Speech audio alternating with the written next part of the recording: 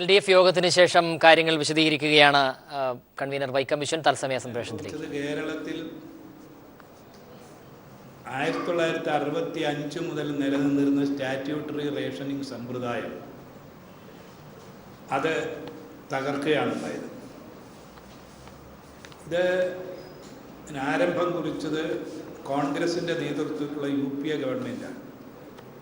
ഭക്ഷ്യസുരക്ഷയുടെ പേരിലായിരുന്നു. അതിന് ശേഷം വന്ന NDA ഗവൺമെൻറ് ആ നയം ശക്തിയായി തുടരാൻ അത് ഭക്ഷ്യഭദ്രതാ നയം എന്ന രീതിയിൽ മുന്നോട്ട് കൊണ്ടുവരികയാണ് ഉണ്ടായത്. ഇപ്പോൾ കേരളത്തിലെ ജനങ്ങൾ അനുഭവിച്ചിരുന്ന ആ റേഷൻ അത് തകർക്കുന്ന സ്ഥിതി, നേരിട്ട് അനുഭവിക്കുന്ന സ്ഥിതി ഇപ്പോൾ ഉണ്ടായിട്ടുണ്ട്.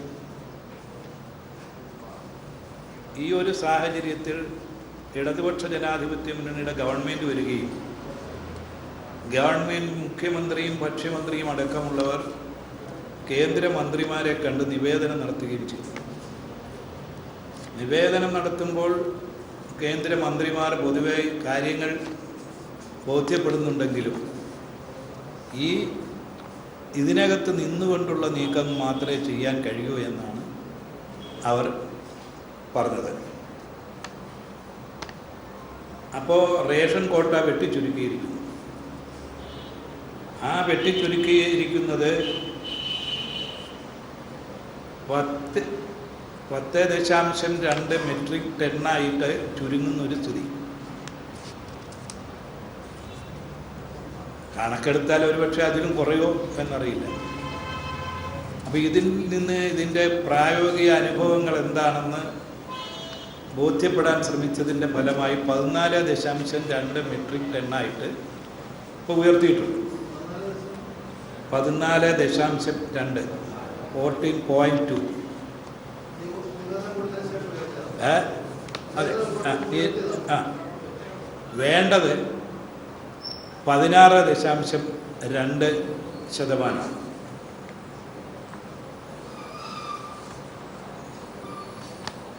ഇതാണ് ഞാൻ ആദ്യം സൂചിപ്പിച്ചത്. 65 കേന്ദ്ര ഗവൺമെൻറ് ഇവിടെ അരി തരാനുള്ള ബാധ്യത കേന്ദ്രത്തിൻ്റേതാണെന്ന് അംഗീകരിച്ചതാണ്. നിങ്ങളുടെ എല്ലാം ബാക്ക് ഫയർ നോക്കിയാൽ 65 കേരളത്തിൽ എല്ലാ വിഭാഗം ആളുകളും കൂടി ഒരുമിച്ച് നടത്തിയ ഒരു വലിയ സമരം. ആ സമരം നല്ല രീതിയിൽ ആക്രമണമൊക്കെ കൊണ്ട് സ്റ്റേറ്റ് നേരിട്ടെങ്കിലും അവസാനം അത് ഒരു ഒത്തുതീർപ്പിലെത്തിക്കുകയാണ്. അങ്ങനെ സ്റ്റാറ്റ്യൂട്ടറി റേഷനിങ് സമ്പ്രദായം അംഗീകരിച്ചു. വെറുതെ കിട്ടിയ ഒരു ആനുകൂല്യമല്ല. ഈ സ്റ്റാറ്റ്യൂട്ടറി റേഷനിങ് സമ്പ്രദായത്തിന് മുമ്പ് തന്നെ, അന്ന് പണ്ഡിറ്റ് നെഹ്റു ഇല്ല, അതിന് മുമ്പ് തന്നെ നെഹ്റുവിൻ്റെ കാലത്ത് ഒരു കാര്യം പറഞ്ഞിരുന്നു: നിങ്ങൾ നാണ്യ വിളകൾ ഇഷ്ടം പോലെ ഉൽപ്പാദിപ്പിക്കുക, നിങ്ങൾക്കാവശ്യമായ ഭക്ഷ്യധാന്യം തരാനുള്ള ചുമതല കേന്ദ്രത്തിനുള്ളതാണ്.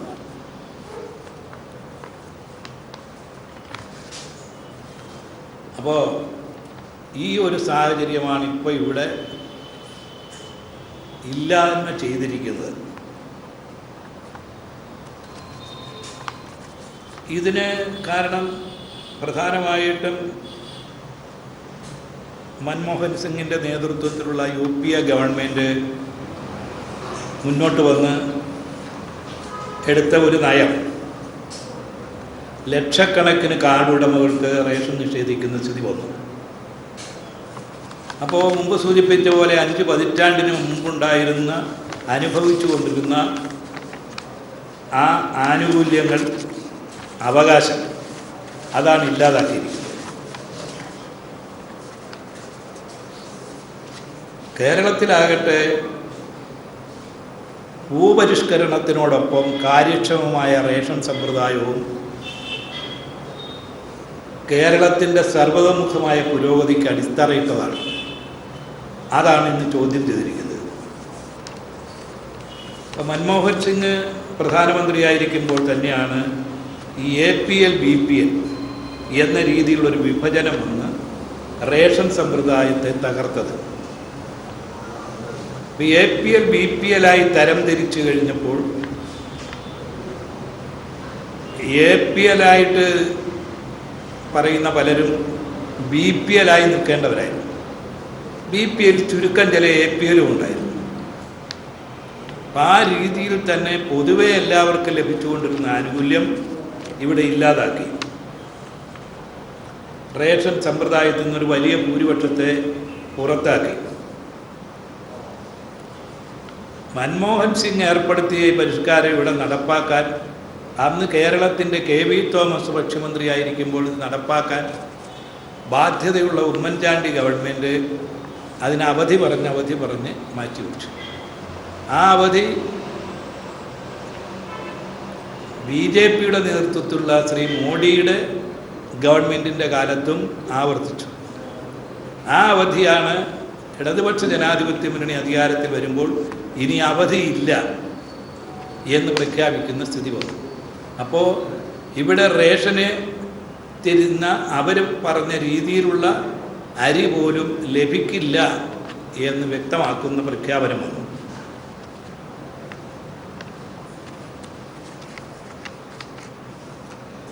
ധാന്യ വിതരണം 2016 ജൂലൈ മുതൽ നിർത്തലാക്കി.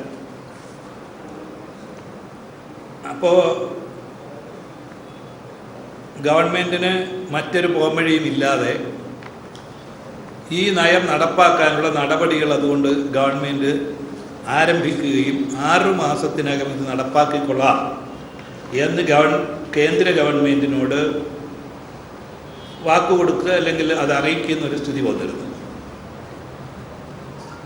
ഇവിടെ കേന്ദ്ര ഗവൺമെൻറ് ഈ നീക്കത്തിനെ ആ രീതിയിൽ അംഗീകരിച്ചില്ല. APL വിഭാഗക്കാരുടെ സൗജന്യ നിരക്കിലുള്ള ധാന്യ വിതരണം അവസാനിപ്പിച്ച് ഉത്തരവിറക്കി. അങ്ങനെ ഒരു സ്ഥിതി ഇവിടെ ഉണ്ടായി.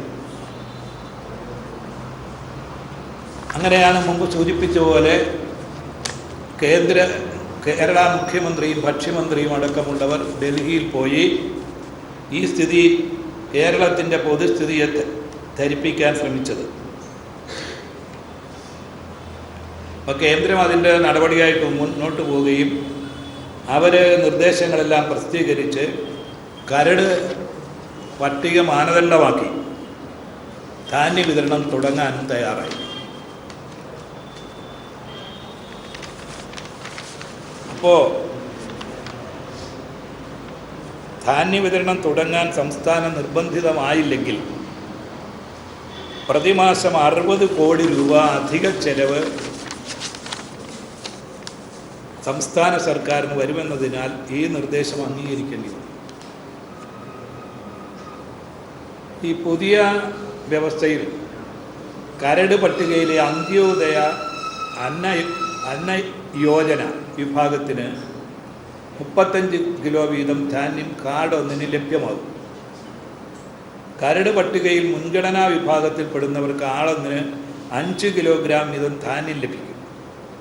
അന്ത്യോദയ വിഭാഗവും മുൻഗണനാ വിഭാഗവും ചേർന്നാൽ 1.54 കോടി ജനങ്ങൾക്ക് കേന്ദ്രം അനുവദിച്ചിരിക്കുന്ന ധാന്യം പ്രതിവർഷം മുമ്പ് ഞാൻ സൂചിപ്പിച്ച 10.25 ലക്ഷം മെട്രിക് ടണ്ണാണ്.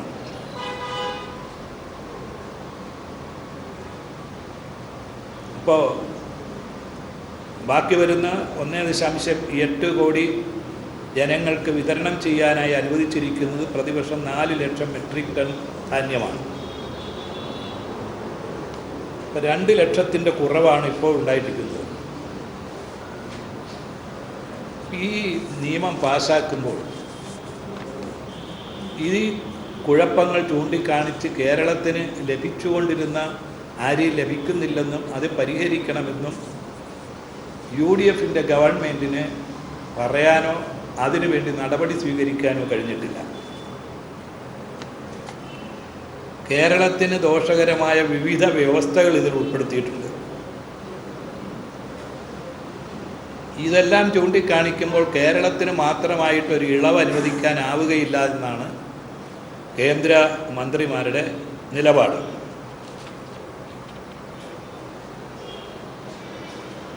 അപ്പോൾ കേരളത്തിൻ്റെ ഭക്ഷ്യക്കമ്മിയും സ്റ്റാറ്റ്യൂട്ടറി റേഷൻ സമ്പ്രദായവും അതനുവദിച്ച സാഹചര്യങ്ങളുമെല്ലാം അവഗണിച്ചു.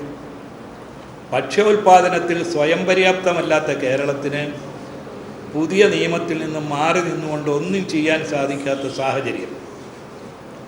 കോൺഗ്രസ് നേതൃത്വത്തിലുള്ള UPA സർക്കാരും അതിനുശേഷം അധികാരമേറ്റ BJP നേതൃത്വത്തിലുള്ള NDA സർക്കാരുമാണ് ഈ തെറ്റായ നയം കേരളത്തിൽ അടിച്ചേൽപ്പിച്ചത്. അപ്പോൾ അതുകൊണ്ട് ഇപ്പോൾ കേരളത്തിലെ ജനങ്ങൾക്ക് കുറഞ്ഞത് 5 കിലോ അരി എല്ലാ വിഭാഗത്തിനും ലഭിക്കുന്ന ഒരു സാഹചര്യം ഉണ്ടാകും. അതുണ്ടായെങ്കിൽ മാത്രമേ പരസ്യ കമ്പോളത്തിൽ അരിയുടെ വില കുറച്ചുകൊണ്ടുവരാൻ കഴിയുള്ളൂ. ഇന്ന് അരിയുടെ വിലയിൽ മുൻഗണനാ പട്ടികയിൽ നിന്ന് ഒഴിവായി നിൽക്കുന്നവർക്ക്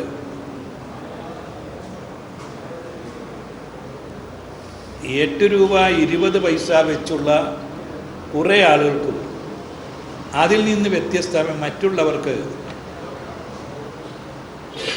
ഓപ്പൺ മാർക്കറ്റിൽ ലേലം പിടിച്ച് സ്റ്റേറ്റിന് അരി കൊണ്ടുവരാം എന്നുള്ളൊരു അനുവാദമാണ് ഇപ്പോൾ നിൽക്കുന്നത്. ആന്ധ്രയിലും മറ്റുമുള്ള ഓപ്പൺ മാർക്കറ്റിൽ നിന്ന് അരി ലേലത്തിൽ പിടിച്ചു കൊണ്ടുവരാം. ₹21 അല്ലെങ്കിൽ ₹22 വെച്ച് 1 കിലോ അരിക്ക് കൊടുക്കുന്ന ഒരു സ്ഥിതി. ഈ ഒരു സാഹചര്യം അടിച്ചേൽപ്പിക്കപ്പെട്ടിരിക്കുകയാണ്. അതുകൊണ്ട് തന്നെ കേന്ദ്ര ഗവൺമെൻറ് ഈ നയം മാറ്റണം. ഇന്ന് കേന്ദ്രത്തിന് നേതൃത്വം കൊടുക്കുന്ന BJPയും കേരളത്തിൽ അരി ലഭിക്കുന്നില്ല എന്ന കാര്യത്തിൽ തർക്കമില്ല. അത് കേരളത്തിലെ ഗവൺമെൻറ്റിൻ്റെ കുറ്റം കൊണ്ടാണെന്നുള്ളൊരു കാഴ്ചപ്പാടാണ് പ്രചരിപ്പിക്കുന്നത്. അതുപോലെ തന്നെ KPCC UDFും ഇവിടെ അരി ലഭിക്കുന്നില്ല എന്ന കാര്യത്തിൽ തർക്കമുണ്ടാകുന്നില്ല. ഇവിടെ കേന്ദ്ര ഗവൺമെൻറ് തുടരുന്ന ഈ നയം തിരുത്തിയെങ്കിൽ മാത്രമേ കേരളത്തിന് മുന്നോട്ട് പോകാനും കേരളത്തിന് ആവശ്യമായ അരി ലഭിച്ചിരിക്കണം. അതുകൊണ്ട് റേഷനിങ് സമ്പ്രദായം ഏത് രീതിയിലായാലും പുനഃസ്ഥാപിക്കുകയും 5 കിലോ അരിയെങ്കിലും എല്ലാവർക്കും ലഭിക്കാനുള്ളൊരു സാഹചര്യം ഉണ്ടാക്കുകയും വേണം. ഇതിനായി കേന്ദ്ര നയത്തിനെതിരായി ശക്തിയായ ഒരു പ്രക്ഷോഭണ സമരം അനിവാര്യമായി വന്നിരിക്കുന്നു. ഇതിന് എല്ലാ വിഭാഗം ജനങ്ങളുടെയും പിന്തുണ ഉണ്ടാകണമെന്ന് അഭ്യർത്ഥിക്കുകയാണ്. ഇടതുപക്ഷ ജനാധിപത്യ മുന്നണി ഇന്ന് ചേർന്ന് തീരുമാനിച്ചത് ഈ ജനുവരി 12 കേരളത്തിലെ എല്ലാ പഞ്ചായത്തുകളിലും മുനിസിപ്പാലിറ്റികളിലെ പ്രധാന കേന്ദ്രങ്ങളിലും കോർപ്പറേഷനുകളിലെ പ്രധാന കേന്ദ്രങ്ങളിലും സായാഹ്ന ധർണയും പ്രകടനവും പൊതുയോഗവും ഈ ആവശ്യം ഉന്നയിച്ചുകൊണ്ട് നടത്തണം എന്നാണ് തീരുമാനിച്ചിട്ടുള്ളത്. ഫെബ്രുവരി 18 രാജഭവനിലോട്ട് ഒരു വലിയ ജനകീയ മാർച്ച് സംഘടിപ്പിക്കണമെന്ന് തീരുമാനിച്ചു. അതിൻ്റെ മുന്നോടിയായി വസ്തുതകൾ വിശദീകരിച്ചുകൊണ്ട് നിയോജകമണ്ഡലാടിസ്ഥാനത്തിൽ പ്രചരണ ജാഥകൾ സംഘടിപ്പിക്കാനും തീരുമാനിച്ചു.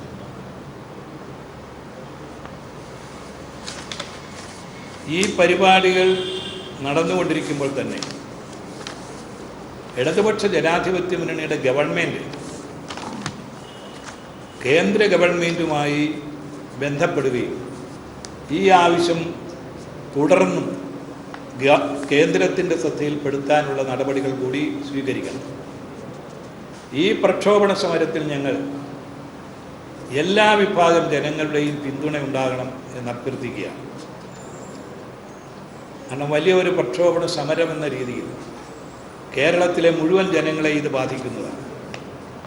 ഇത് APL BPL ഉണ്ടായിരുന്നപ്പോൾ APL ആയിരുന്ന ആളുകളാണെങ്കിലും അത്തരം ആളുകൾക്ക് റേഷൻ വാങ്ങാനുള്ള സൗകര്യങ്ങളുണ്ടെങ്കിലും അവർക്ക് പോലും എത്തിപ്പറ്റാൻ കഴിയാത്ത രീതിയിലുള്ള വിലവർദ്ധനവിനാണ് ഇപ്പോൾ ഉണ്ടായിക്കൊണ്ടിരിക്കുന്നത്. ഇതിനൊരു ആശ്വാസം ഉണ്ടാക്കുന്ന നടപടികൾ സ്വീകരിക്കണം. ഗവൺമെൻറ് അതിൻ്റെ നിലവാരത്തിൽ അക്കാര്യങ്ങൾ നടപ്പാക്കി പോയിക്കൊണ്ടിരിക്കുകയാണ്. ഇത്രയും കാര്യങ്ങളാണ് ഞങ്ങൾ ചർച്ച ചെയ്യുന്നത്.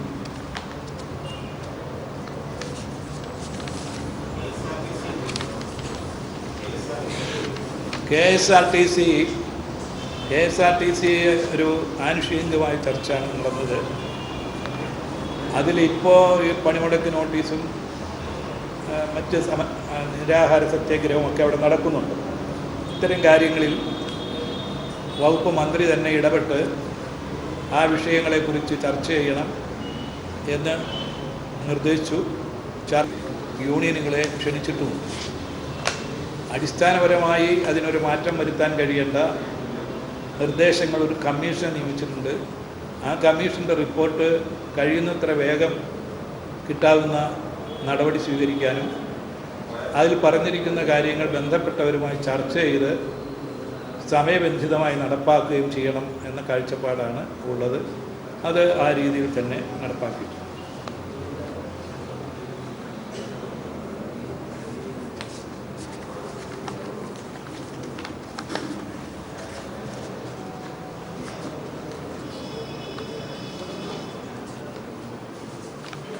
ഇല്ലല്ലോ, വേറെ ഒന്നുമില്ലല്ലോ. യെസ്,